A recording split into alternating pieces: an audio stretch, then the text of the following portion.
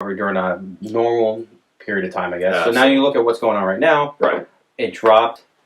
We had a pandemic. Everything was closed down, like unprecedented. Like the amount of shutdowns, shit lockdowns. that's going on. Yep. So that's why I don't understand what is going on. Why the stock market is back where it was, and then some maybe. Okay.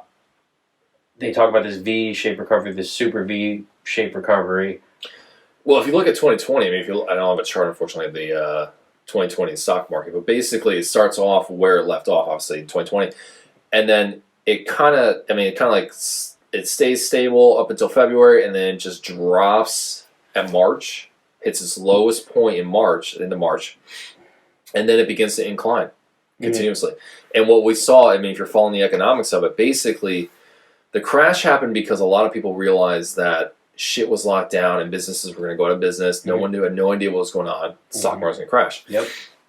When the Federal Reserve came out with their initial quantitative easing plan, it was... But they've had quantitative easing from the housing crisis. I mean, that's all I've been hearing, but is this a new plan or is this just the same shit? The difference between the one that happened back in 2008 versus the one that happened now is the one that was in 2008 was about roughly $700 to $800 billion.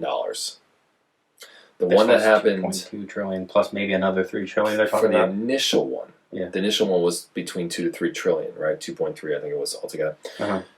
The second one, which is coming out further probably in the next month or so, is going to be close to... Is it? It may. I mean, he signed an executive order. He's trying to make it happen. I know. Well, he signed an executive order for a different reason, but the whole stimulus package is a whole nother ballgame. That's another $3 trillion. Could be. That they're talking about right now.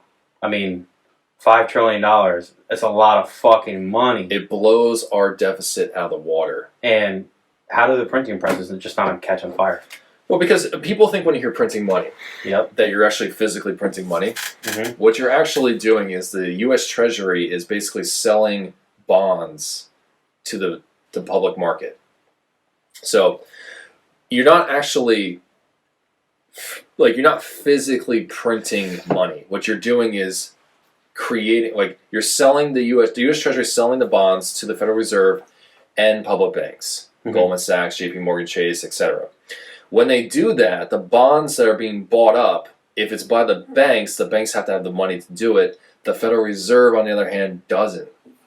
So the Federal Reserve can say, how many bonds do you want bought? The U.S. Treasury says 2.3 trillion, and it's not the total amount, but we'll say. And then the Federal Reserve says, okay, we are now liable for those bonds.